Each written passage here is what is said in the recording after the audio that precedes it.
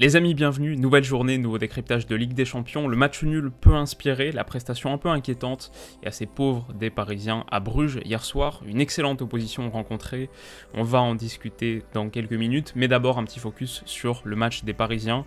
Comme d'habitude, j'ai isolé quelques séquences qui pourraient être assez intéressantes. Et on démarre tout de suite avec, sur cette phase de relance, au bout de 33 minutes, on a enfin un angle de caméra qui est suffisant pour distinguer les systèmes de jeu de part et d'autre, surtout du côté PSG, parce que Bruges est plus ou moins dans une orientation individuelle, on va y revenir, mais côté PSG, on avait donc ce 4-3-3, une ligne de 4, Hakimi latéral droit, Marquinhos, Kimpembe, Diallo latéral gauche, un triangle au milieu de terrain avec Paredes à la base de ce triangle, en Regista, Wijnaldum et Herrera les deux autres milieux relayeurs, et enfin le triangle qui nous intéressait le plus, celui qui était au cœur de nos analyses et de notre première partie, de cette partie, c'est le triangle Messi, Mbappé, Neymar, alors qui ont pas mal permuté, mais globalement c'est vrai que c'était plutôt avec Mbappé ici en élément le plus éloigné, le plus profond de ce triangle, Messi souvent le plus bas et souvent côté gauche. Et donc Neymar ici, voilà pour l'animation parisienne. Et sur ce 6 mètres, on voit plusieurs choses intéressantes. On voit la prise individuelle, en tout cas le marquage et la pression assez forte des Brugeois, qui sont en gros, voilà, on a les deux avants ici. Alors Charles de Ketelaere qui était le numéro 9, qui a fait un excellent match. Noah Lang qui était l'ailier gauche dans un sur le papier 4-4-1-1 avec Van Aken le milieu offensif, le premier 1 de ce 4-4-1-1. Les trois ont fait un très bon match, Van Aken buteur, Noah Lang est excellent. Et donc voilà, on voit l'orientation individuelle ici, à nouveau là, le latéral qui essaye de prendre le latéral là. Ici, ça c'est son rôle, et c'est d'ailleurs ce que lui demande le défenseur central là, parce que Neymar est pour lui. Ici, on a un marquage, et ici, on a un marquage. Donc l'orientation individuelle de Bruges sur le 6 mètres, alors ici c'est peut-être pas tout à fait clair, mais on voit le défenseur central ici lui demander « Allez, c'est là que tu dois aller, c'est ici que tu dois aller ». Qu'est-ce qu'on voit d'autre sur ce 6 mètres? J'ai trouvé ça assez intéressant. On voit que Bruges veut aller presser et que ça embête un peu Navas, qui fait une feinte de 6 mètres pour ensuite se plaindre. Et regardez, il rentre dans la boîte. On n'a pas le droit de rentrer dans la boîte sur un 6 mètres. Seuls les défenseurs ont le droit de le faire, ce qui est nouveau d'ailleurs depuis plusieurs années maintenant. Mais voilà en gros pour cette orientation individuelle des Brugeois sur 6 mètres et pour la pression de Bruges qui nous permet de voir la composition et les systèmes mis en place. Alors première partie, la plus importante, c'est le trio Messi, Neymar, Mbappé. Ce qu'on a vu, c'est Messi et Neymar généralement un peu plus bas et qui touchaient plus de ballons. À la fois parce que c'est leur profil et aussi parce que les ballons arrivaient pas trop jusqu'à eux, ils étaient obligés de décrocher énormément et ils l'ont fait, mais le résultat c'est qu'à la 50e minute, juste avant la sortie de Mbappé sur blessure, lui avait tenté 18 passes en 50 minutes contre 36 pour Messi, le double, 27 pour Neymar, c'est pas une grande surprise, ils ont été beaucoup plus trouvés à la construction et on va voir sur cette séquence une succession de décrochages de Neymar et Mbappé. Alors d'abord Neymar ici, qui vient solliciter le ballon plus bas, parce qu'on a du mal à trouver ces milieux qui sont pris en 1 contre 1, ici Wijnaldum, ici Paredes, ici Messi. On a du mal à trouver les joueurs avancés parisiens, donc c'est Neymar qui doit venir décrocher pour participer à la construction, pour favoriser un circuit de relance. Il touche le ballon ici. Alors il est suivi par son vis-à-vis milieu central et on a vu, ça c'était très bien fait par les Brugeois, la sortie constante, systématique sur les Parisiens qui leur a empêché de trouver des intervalles intéressants. Donc on est obligé de reculer à nouveau. Décrochage de Neymar, puis décrochage de Messi. Ça a été pareil, un des circuits très récurrents de la partie. On essaye de trouver ses avants, mais ils sont obligés de descendre assez bas au niveau de la médiane pour être trouvés. Alors en l'occurrence, et ce qui est intéressant, désolé l'image un peu dégueu, comme Neymar a décroché, Messi peut trouver un relais avec lui dans l'entrejeu, et on a vu que les deux n'avaient pas perdu en complicité. Se sont beaucoup cherchés, notamment sur cette première partie. Mais ce qui est intéressant, c'est que le but parisien, en l'occurrence, il vient pas de là, il vient de Kylian Mbappé, il vient du 3e avant, on parle de la complicité et de l'entente de ce trio qui n'a pas été extraordinaire. On a parlé des deux premiers, mais c'est Mbappé avec une course dans la profondeur, un circuit assez rudimentaire, simple, ballon pour d'Abdou Diallo qui lance Mbappé dans la profondeur. C'est d'ici que va venir le premier but. En 1 contre 1, il va réussir à faire sa spéciale, je rentre intérieur, mine de centre, et en fait la roulette, ça c'est la grande classique Mbappé, on fait semblant d'ouvrir le corps et en fait petite roulette, petite semelle pour partir du côté gauche. Alors je sais même pas s'il a mis la semelle, mais parfois il le fait, et en tout cas son latéral est déposé. Ce que je trouve intéressant ici, c'est que en ce moment je suis en train de lire un super bouquin que vous connaissez peut-être des managers, comment gagner un match de foot, et à l'intérieur il y a une analyse, une petite observation de la part d'un des anciens responsables performance, il me semble, du PSG, Adrien Tarascon, qui parle de la zone préférentielle de centre.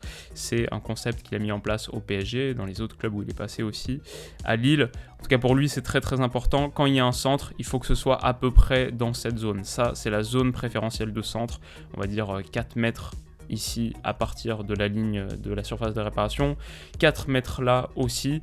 Ça c'est la zone préférentielle de centre et il faut en général que les centres soient à ras de terre et en retrait.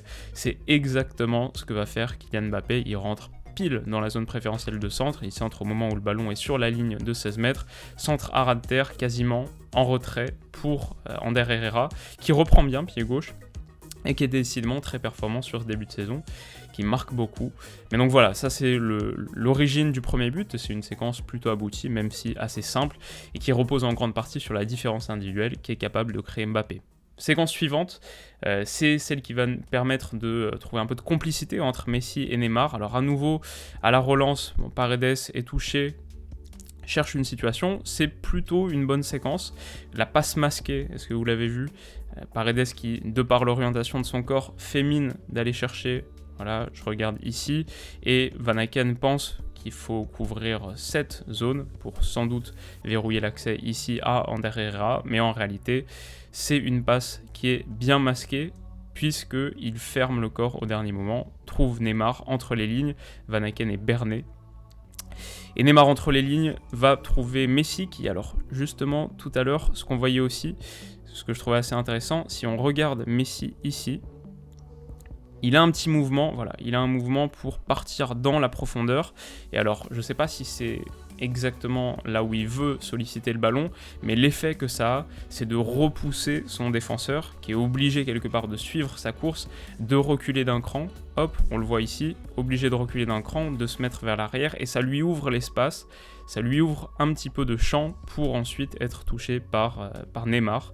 Et en l'occurrence, c'est la situation qui va amener avec un petit crochet extérieur et un enchaînement comme ce qu'on connaît de la part de Messi qui va qui va donner lieu à sa frappe sur la barre transversale. Donc voilà, on a parlé de l'animation du trio offensif Messi, Neymar, Mbappé avec ballon. Maintenant, qu'est-ce que ça a donné sens? C'était aussi un point qui nous intéressait. Comment est-ce qu'ils allaient défendre? Alors là, on voit une situation de jeu de position brugeois. Ils ont le ballon dans la moitié de terrain parisienne. Le bloc parisien a reculé. Il est en 4-5-1. Donc on voit une ligne de 5 au milieu de terrain avec Neymar et Mbappé qui sont sur les côtés de cette ligne de 5. Messi seul en pointe.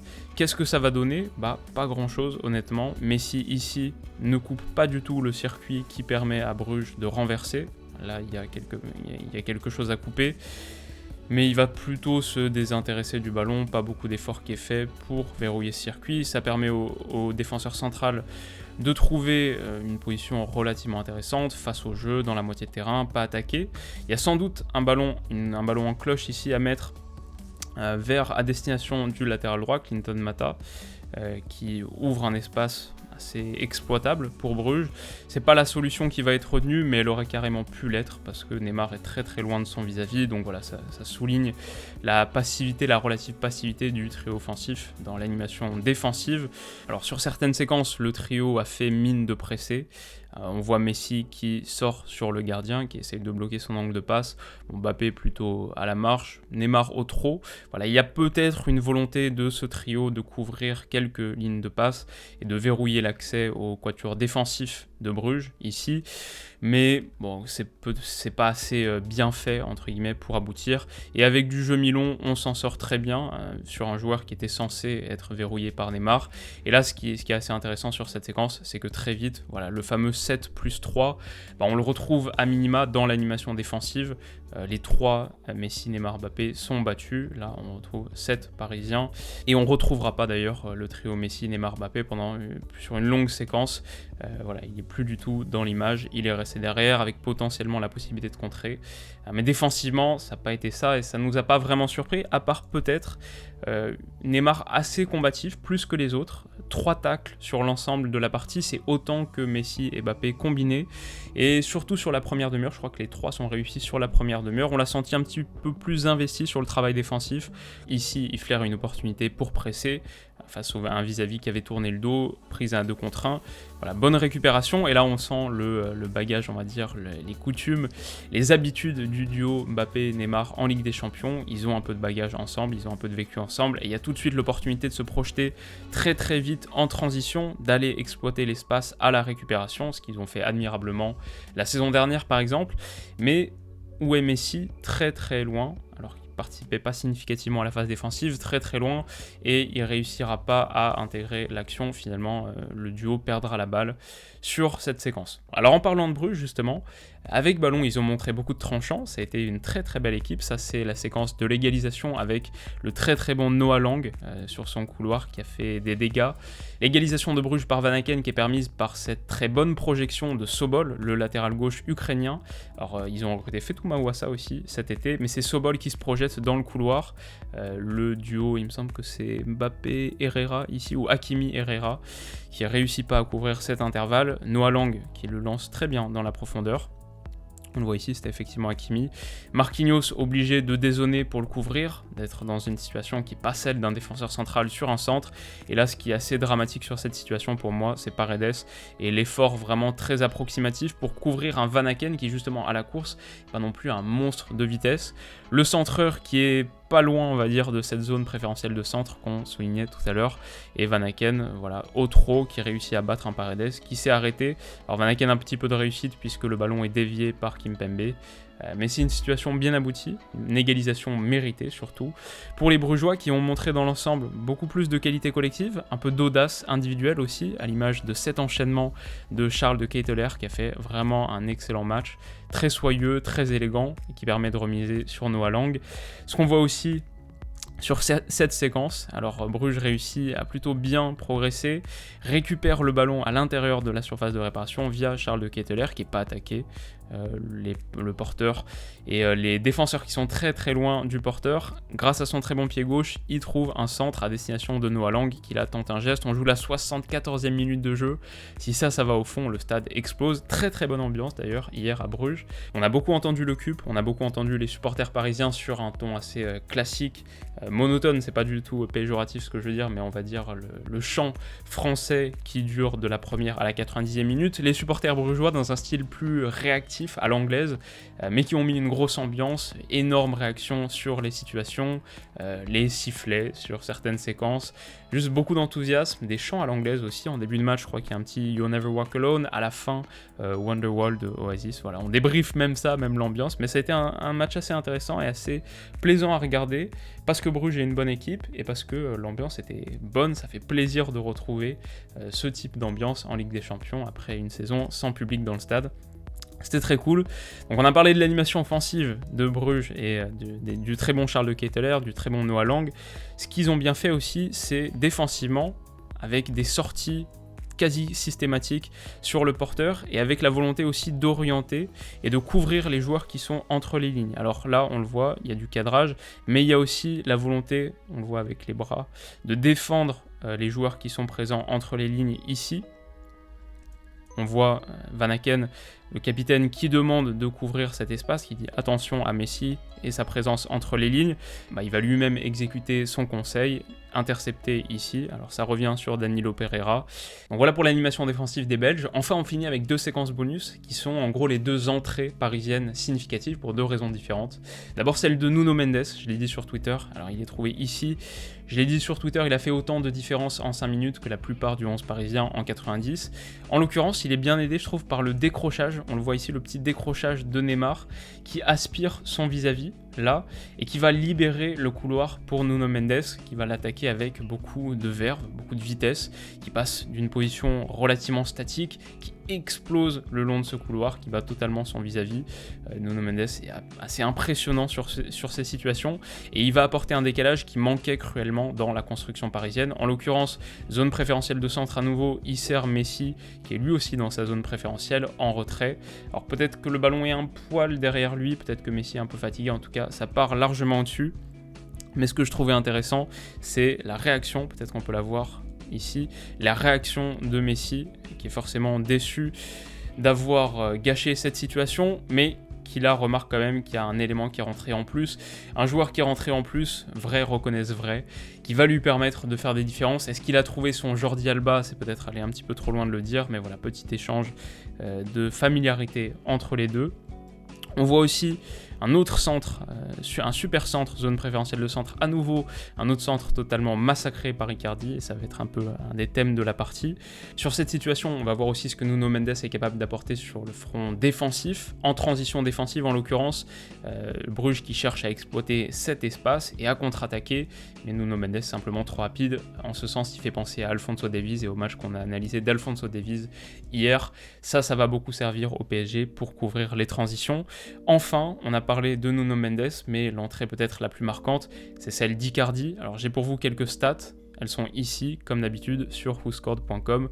Les stats d'Icardi, elles sont assez catastrophiques. On voit le nombre de ballons touchés, ça c'est par l'ensemble des joueurs sur la partie. Ok, hop, hop. Ça, c'est les ballons touchés par Icardi. Il rentre à la 51e minute. Il joue 40 minutes, il touche 6 ballons et il est 4 fois hors-jeu. Ça, c'est le nombre de hors-jeu. Côté parisien, il y en a 4, et les 4 sont pour Icardi. Sa performance est absolument dramatique, 40 minutes de jeu, 6 ballons touchés, 4 hors-jeu. On est sur une des performances les plus marquantes de l'histoire de la Ligue des Champions. Donc voilà, j'espère que cette analyse vous aura plu. On se retrouve très très vite pour la prochaine, un autre décryptage un peu surprise cette fois que je vous prépare sur un des joueurs marquants de cette semaine de Ligue des Champions. Si cette vidéo vous a plu, n'hésitez pas à mettre un petit pouce bleu. A très vite pour la prochaine, prenez soin de vous, bisous.